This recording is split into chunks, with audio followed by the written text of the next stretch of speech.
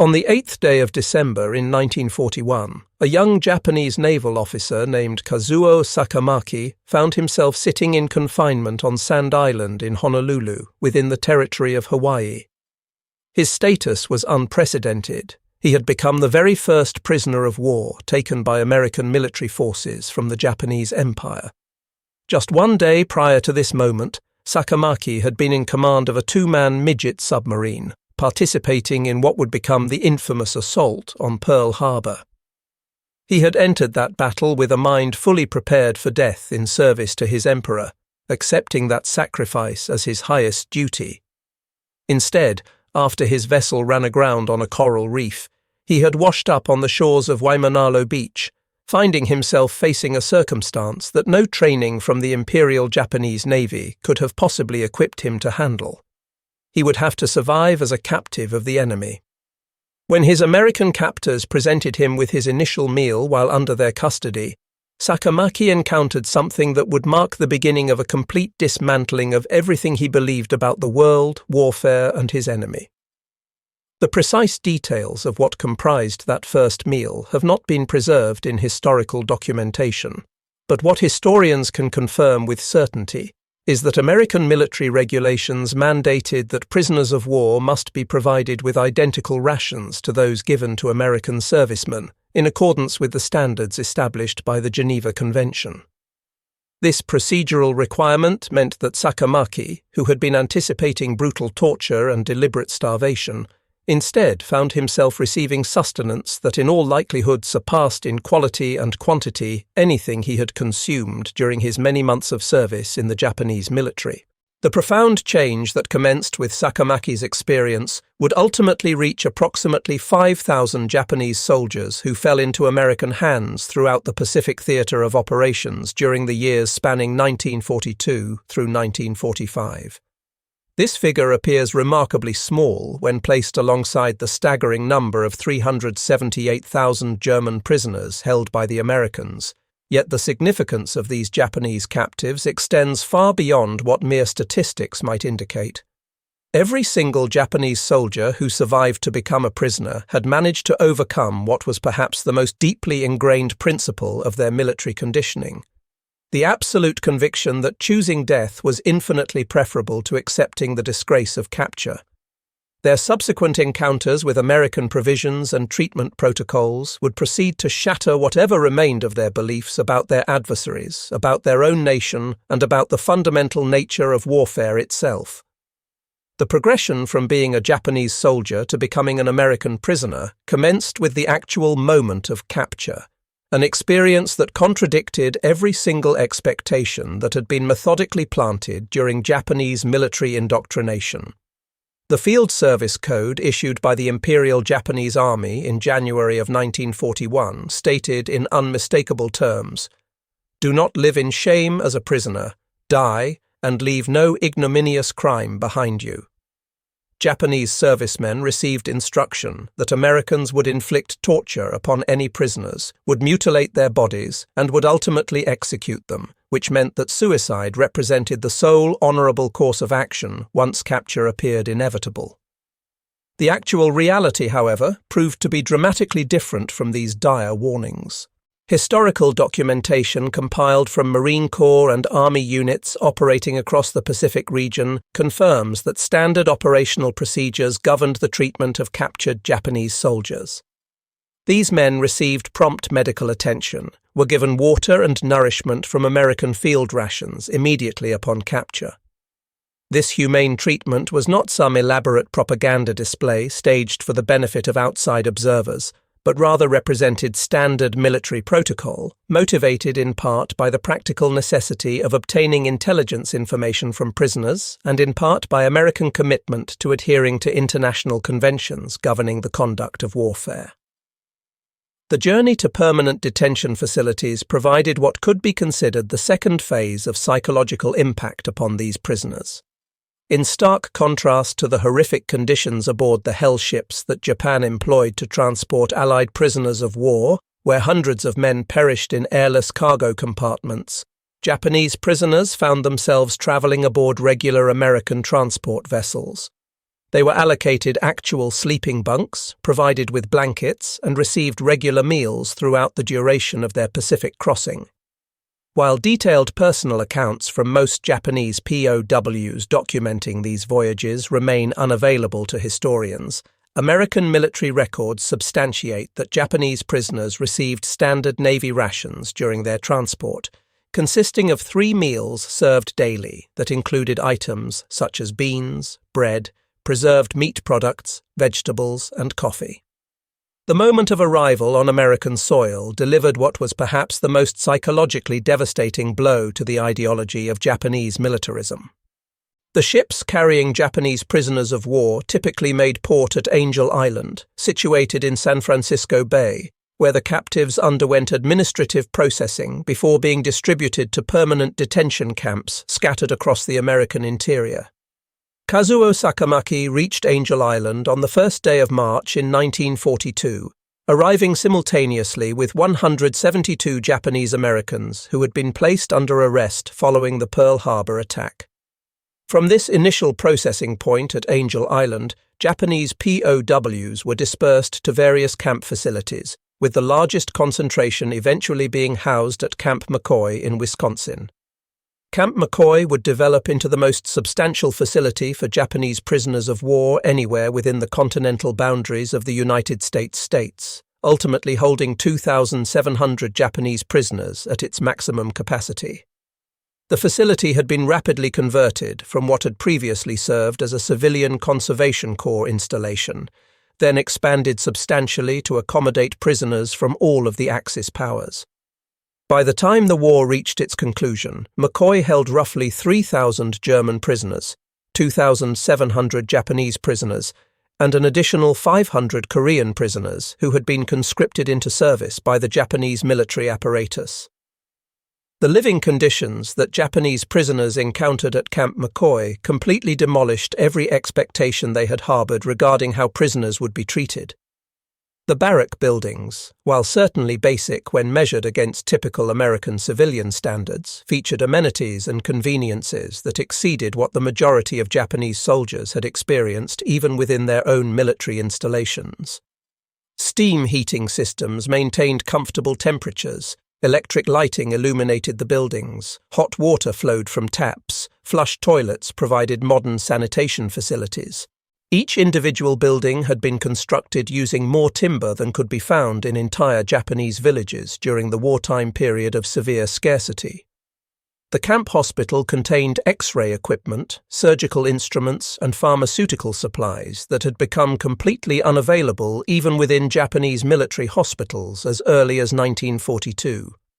However, it was within the mess hall facilities where the most profound and lasting psychological impact began to take root. According to records maintained by the camp administration and the limited number of testimonies that have become available to researchers, Japanese prisoners of war at McCoy received 3 hot meals every single day that satisfied the requirements established by the Geneva Convention. The daily food allocation included items that had vanished from Japan itself years earlier. Genuine coffee was served, not the burnt barley substitute that had become standard in Japan. White bread appeared at meals, along with butter and sugar that was not subject to any rationing restrictions.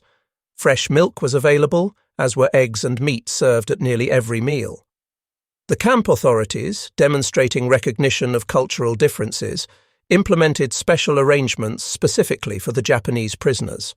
Historical records provide confirmation that Japanese POWs were served steamed rice at least once during each day and were given access to soy sauce to accompany their meals.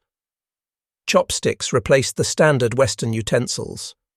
Whenever circumstances permitted, the camp administration obtained ingredients necessary to prepare meals in more traditionally Japanese styles, though these dishes were prepared with an American abundance of ingredients rather than reflecting the severe wartime scarcity that characterized food preparation in Japan. Both the quantity and the quality of the food provided proved utterly devastating to the ideological foundations of Japanese militarism. While precise menu records remain limited in the historical documentation, camp regulations mandated that each prisoner should receive approximately 3,500 calories on a daily basis. This caloric intake exceeded what Japanese civilians were receiving by 1943, when the food ration available on the home islands had plummeted to approximately 1,500 calories per day. The psychological impact of eating better quality and quantity of food as enemy prisoners than they had consumed as soldiers of the imperial forces created a profound cognitive dissonance that began to fracture the very foundation of their indoctrination. One of the relatively few documented accounts from a Japanese prisoner comes from Second Lieutenant Minoru Wada, who had been captured on Guam and was eventually transferred to Camp McCoy. In an interview conducted during the 1980s, well after the conclusion of the war, Wada expressed his profound shock at the sheer magnitude of waste that he witnessed during his captivity. Americans discarded food that Japanese soldiers would have considered precious treasures. Bread that had been only partially consumed, surplus milk that remained unused, vegetables that displayed only minor cosmetic blemishes were all thrown away as waste. This casual disposal of perfectly edible food was utterly incomprehensible to minds that had been shaped by constant scarcity and deprivation, yet it demonstrated the scale of American abundance more powerfully and convincingly than any propaganda materials could have possibly achieved. The Christmas celebration observed at Camp McCoy during December of 1944 provided a particularly powerful demonstration of American abundance that left a deep psychological impression on the Japanese prisoners. Camp records document that all prisoners of war, including the Japanese captives, received a special holiday meal that featured turkey, ham, stuffing, cranberry sauce, mashed potatoes with gravy, vegetables, and multiple different dessert options. Local churches and civic organizations in the surrounding Wisconsin communities, despite having family members who were actively fighting against Japanese forces in the Pacific Theater, sent cookies, cakes, and care packages to the camp for distribution to all prisoners, including those from Japan. This demonstration of kindness directed toward enemies proved more devastating to the ideology of Japanese militarism than any defeat experienced on the battlefield could have achieved. The concept of showing benevolence toward one's enemies certainly existed within Japanese philosophical traditions through the code of Bushido, but witnessing the practical application of this principle by Americans toward Japanese prisoners, who had been attempting to kill those very same Americans only months earlier, created a profound disruption to their psychological framework. The guards who willingly shared their cigarettes with prisoners, the kitchen staff who ensured that prisoners received full portions of food, the medical personnel who treated wounded Japanese soldiers with precisely the same level of care they would provide to American soldiers, all of these individuals demonstrated a form of strength expressed through humanity that the rigid ideology of Japanese militarism had never acknowledged as even existing. The labor program implemented at Camp McCoy introduced yet another dimension to the ongoing transformation of these prisoners. While Japanese captives initially resisted participation in work details, believing that any form of labor would constitute aiding the enemy cause, practical considerations combined with the severe monotony of camp life eventually led to widespread participation. Those prisoners who were assigned to work on Wisconsin dairy farms encountered a level of agricultural abundance that utterly defied comprehension based on their previous experience. A single American farmer operating one farm might possess more dairy cattle than could be found in entire Japanese prefectures. Electric milking machines, refrigerated storage facilities, mechanized feed distribution systems represented technologies that simply did not exist in most regions of Japan, even before the war had begun. The farmers themselves became inadvertent agents of psychological transformation, despite never intending to play such a role. Despite the barriers created by language differences, and despite the fact that many of these farmers had sons currently fighting against Japanese forces in the Pacific, Wisconsin farmers frequently treated Japanese POW laborers with practical kindness born of rural American culture. Historical records provide documentation of multiple instances where farmers shared their own lunch meals with POW work crews, took time to teach them American farming methodologies, and sometimes sent additional food supplies back to the camps along with the returning prisoners. This kind of human-level interaction, occurring completely free from military propaganda emanating from either side of the conflict, allowed Japanese prisoners to perceive Americans as individual human beings rather than the demonic enemies portrayed in their military indoctrination. The medical treatment provided at Camp McCoy deserves particular attention and emphasis. The camp hospital facility treated Japanese prisoners of war for conditions ranging from routine minor ailments to major surgical procedures requiring significant intervention. Medical conditions that would have resulted in death or permanent disability within the Japanese military medical system were routinely treated and successfully cured at the camp hospital. Dental care, which had become virtually non-existent within the Japanese military infrastructure by 1943, remained readily available to prisoners.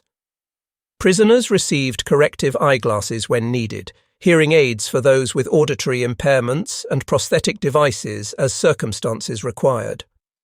Mental health treatment, though admittedly primitive when measured against modern psychiatric standards, still represented a level of care far more advanced than anything that had been available within the Japanese military structure, where psychological problems were typically viewed as manifestations of personal weakness, deserving punishment, rather than medical conditions requiring treatment. The educational opportunities made available to prisoners added yet another layer to their ongoing transformation. While participation in these programs remained entirely voluntary, Camp McCoy offered English language instruction, lessons in American history, and vocational training in various practical skills. Some Japanese prisoners, initially deeply suspicious that these programs represented attempts at indoctrination, gradually discovered that the courses were fundamentally practical rather than propagandistic in nature.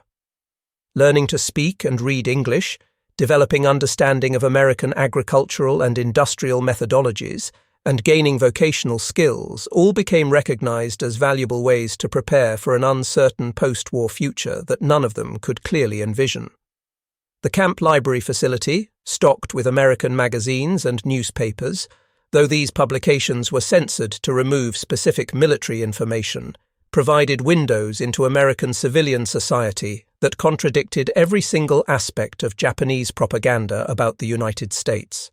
Photographs published in Life magazine showed American cities that remained completely untouched by warfare, factories simultaneously producing consumer goods alongside military equipment, civilians continuing to live with levels of comfort that were unknown anywhere in wartime Japan. Advertisements for automobiles, refrigerators, and television sets that were still in experimental developmental stages, but nonetheless being advertised to consumers, demonstrated a society possessing unimaginable wealth and technological sophistication. Perhaps the most profound and lasting impact emerged from the simple daily routines that structured camp life. Japanese prisoners continuously observed American efficiency and abundance manifested in countless small ways throughout each day. Electric lights burned continuously throughout the facility, never subject to blackouts or restricted due to power shortages. Hot water remained available at any time of day or night, never rationed or restricted to specific hours. Toilet paper, soap, and other basic hygiene products existed in unlimited supply, always available whenever needed. Laundry services cleaned and pressed prisoner uniforms to standards that exceeded what Japanese officers had enjoyed, even in the best circumstances. Each individual small comfort and convenience added another fracture to the ideological foundation upon which Japanese militarism had been constructed. The relationship dynamics that developed between Japanese and German prisoners of war held at Camp McCoy provided unexpected lessons that neither group had anticipated. The German prisoners, who had initially regarded the Japanese as racial inferiors, despite their nominal alliance in the Axis powers, gradually developed genuine respect for Japanese discipline and work ethic as they observed these qualities firsthand. Some German prisoners shared their own experiences and perspectives regarding the realities of military defeat and the overwhelming industrial might of America that they had personally witnessed on the European battlefields. These conversations, conducted in broken English or facilitated through interpreters, helped Japanese prisoners understand that their defeat was not some unique failure specific to Japan, but rather represented part of a larger pattern of challenging American industrial capacity that no single nation possessed sufficient resources to match. The Italian prisoners who were also held at Camp McCoy, and who had been officially reclassified as co-belligerents after Italy switched its allegiance in 1943, received even more favourable treatment than either the Japanese or German prisoners. They were permitted to work freely within local communities, could eat in restaurants, and some were even allowed to attend local social dances. Japanese prisoners observed these former enemies being transformed into near allies through American pragmatism and flexibility.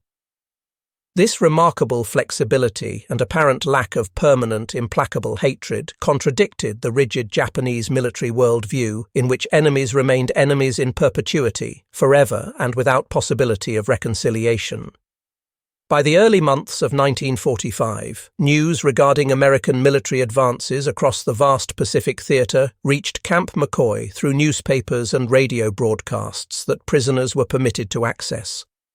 Japanese prisoners of war found themselves watching their homeland being systematically destroyed through bombing campaigns, while they themselves continued living in relative comfort and safety within American custody. The psychological burden of surviving while their former comrades were dying in combat, of eating full, satisfying meals while Japanese civilians faced starvation, of sleeping in warm, comfortable beds while entire cities burned and collapsed, created extraordinarily complex emotional responses that many of these men would carry with them for the remainder of their lives. The atomic bombings that devastated Hiroshima and Nagasaki in August of 1945 created a unique and unprecedented crisis for Japanese prisoners of war.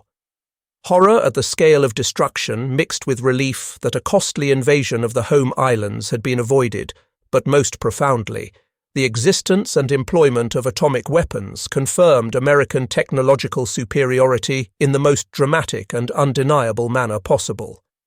For prisoners who had already witnessed American abundance manifested in countless small daily ways throughout their captivity, the atomic bomb represented simply the ultimate expression of industrial and scientific capability that they had observed operating in everything from reliable electric lighting to readily available canned peaches. The Emperor's surrender announcement, broadcast on August 15, 1945, created different and more complicated challenges for Japanese prisoners of war than it did for German captives.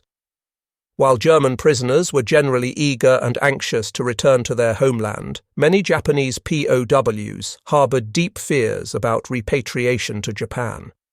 Within Japanese society and culture, they existed in an official state of death, their families having received formal notification that they had been killed in battle.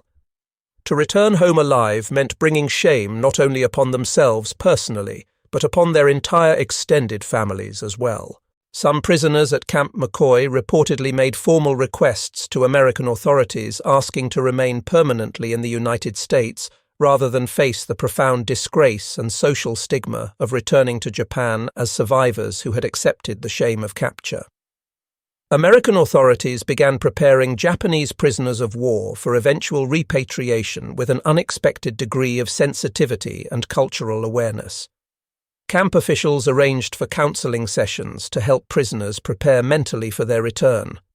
Officers who had served in combat operations in the Pacific Theater came to speak with prisoners, but these conversations focused not on reviewing the war itself, but rather on the massive task of rebuilding Japan that lay ahead.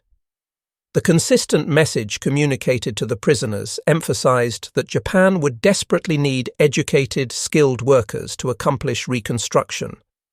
The knowledge and skills that prisoners had gained during their time in America, including agricultural techniques, industrial methods, and English language proficiency, would prove valuable and important during the reconstruction period that awaited their defeated nation. The repatriation process itself became a final comprehensive lesson in American organizational capacity and efficiency. Each individual prisoner received new clothing, shoes, personal hygiene items, and travel rations to sustain them during the long journey back to their homeland. The remarkable efficiency demonstrated in processing thousands of prisoners, arranging appropriate transportation, coordinating logistics with occupation authorities who were already established in Japan, and managing the extraordinarily complex logistics of this massive undertaking demonstrated American administrative capability that matched and complemented their already proven industrial might. The voyage back to Japan aboard American ships provided one last extended exposure to American abundance and organizational competence. Unlike the horrific conditions that had characterized Japanese transport ships, where Allied prisoners had suffered and died in appalling circumstances, repatriated POWs traveled in actual proper quarters with regular meal service, access to medical care, and basic comforts throughout the journey. The contrast between this treatment and how Japan had transported Allied prisoners in its custody could not possibly have been more stark and obvious. Even in victory, America was treating its defeated enemies with greater consideration and humanity than Japan had shown to its own soldiers during the height of its military power. For Kazuo Sakamaki specifically, his return to Japan in January of 1946 marked not only the end of one journey, but simultaneously the beginning of an entirely new one. He had spent 4 full years living in American captivity, experiencing better living conditions as a prisoner than he had ever enjoyed as an officer in the Imperial Navy. His memoir, eventually published in Japan under the title I Attacked Pearl Harbor, became one of the very few first-hand accounts of the Japanese POW experience available to the public, though cultural shame surrounding the topic of surrender significantly limited its initial impact and readership within Japanese society. Sakamaki's post-war life came to embody and demonstrate the profound transformation that American captivity had wrought upon him. He accepted employment with the Toyota Motor Corporation, utilizing the English language skills he had acquired during his years in prison camps to help develop and expand export markets for Japanese automobiles.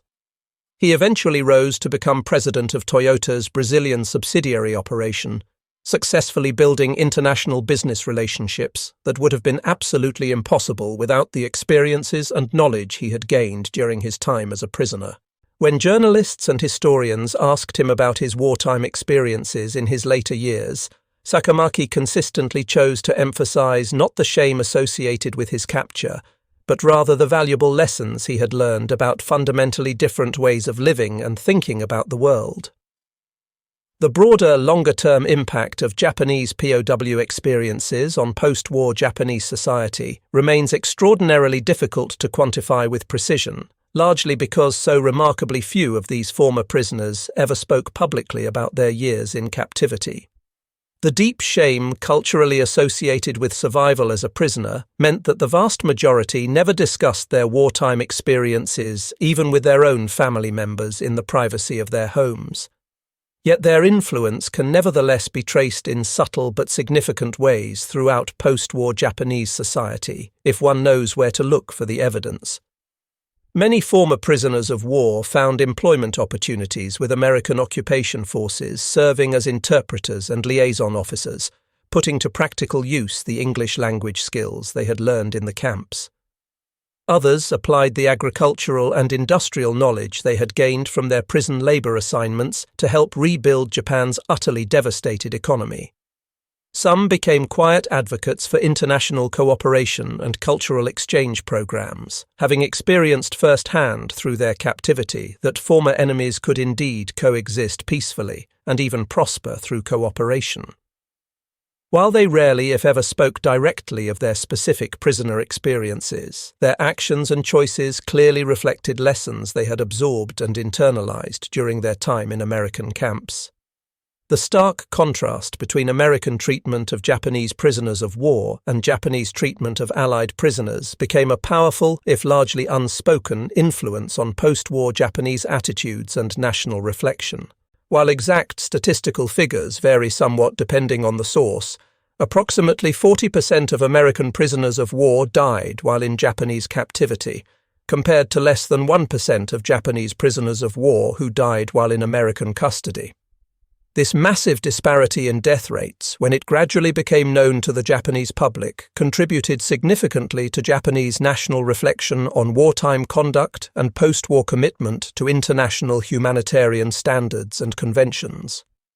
The food that was served in American POW camps, beginning with that very first meal provided to Kazuo Sakamaki, and extending through to the final dinner served before repatriation operations commenced, had accomplished something that military defeat alone could never have achieved. It had demonstrated through the most basic and universal human experience of eating and sustenance that the entire elaborate foundation of Japanese militarism had been constructed upon lies and false premises. America was not weak and decadent as portrayed in propaganda, but rather incomprehensibly strong and productive. Americans were not barbaric savages, but rather proved themselves capable of treating even their enemies with fundamental dignity and respect. Democracy did not create chaos and weakness, but rather generated abundance and strength. These crucial lessons, learned and reinforced 3 times every single day in mess halls located across America, fundamentally transformed warriors who had been prepared to die into citizens who would dedicate themselves to helping build a peaceful and prosperous post-war Japan. The psychological impact of the POW experience extended far beyond mere material abundance to encompass fundamental philosophical questions about society, values, and human organization. Japanese prisoners had received thorough instruction that democracy inherently created weakness, that racial mixing destroyed national strength, that individualism inevitably led to social chaos and dysfunction. Yet throughout their captivity, they directly witnessed a remarkably diverse America functioning with levels of efficiency that exceeded anything achieved in homogeneous, authoritarian Japan. They observed African American soldiers serving alongside white soldiers, women working productively in factories and other industrial facilities, immigrants from dozens of different nations, all contributing meaningfully to the overall war effort. This diversity, which Japanese propaganda had consistently portrayed as America's fatal and inevitable weakness, appeared instead to function as a genuine source of national strength and resilience. The camp experience also exposed Japanese prisoners to American concepts of law, rights, and legal procedures that had no meaningful equivalent anywhere in Imperial Japan. Prisoners were informed that they could file formal complaints about their treatment, and remarkably, these complaints were actually investigated by authorities and taken seriously. The Geneva Convention, which Japan had signed but deliberately never ratified, was scrupulously followed and enforced by American authorities even in cases where the prisoners themselves had no knowledge of its provisions or protections.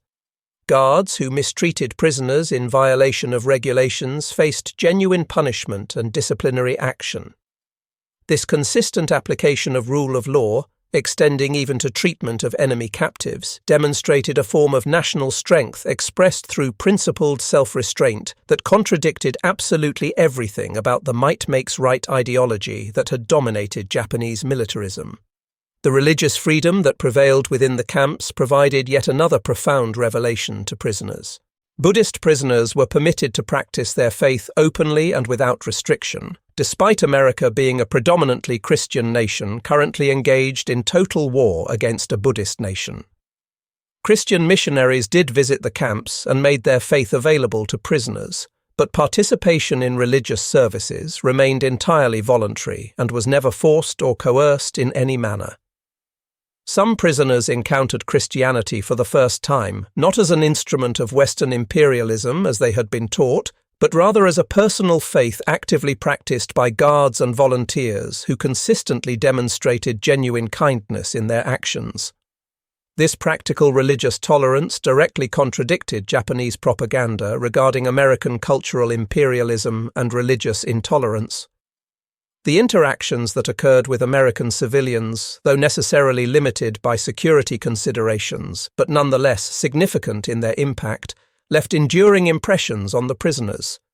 The Wisconsin farmers who employed POW labor on their properties, the church groups that assembled and sent Christmas gift packages, the medical staff members who treated prisoners with professional dedication, all demonstrated through their actions that American society functioned according to principles fundamentally different from what Japanese militarism had taught. Kindness toward others was not a manifestation of weakness, but rather reflected supreme confidence. Generosity was not foolishness, but rather the natural product of genuine abundance. Mercy was not cowardice, but rather represented true strength of character. Even the seemingly wasteful practices that shocked Japanese prisoners to their core carried profound lessons about American society and its capabilities. Americans could afford to discard food casually because their agricultural and industrial systems produced such overwhelming quantities. They could throw away partially used items without concern because replacement was easy and inexpensive. They could afford to be seemingly careless with resources because those resources were effectively unlimited from any practical perspective. This casual waste was not evidence of moral failing or character deficiency, but rather constituted mathematical proof of industrial productive capacity that Japan could never hope to match or even approach. Every discarded bread crust, every half-empty milk bottle, every uneaten food portion constituted testimony to American abundance that made ultimate victory mathematically inevitable regardless of Japanese fighting spirit or willingness to sacrifice.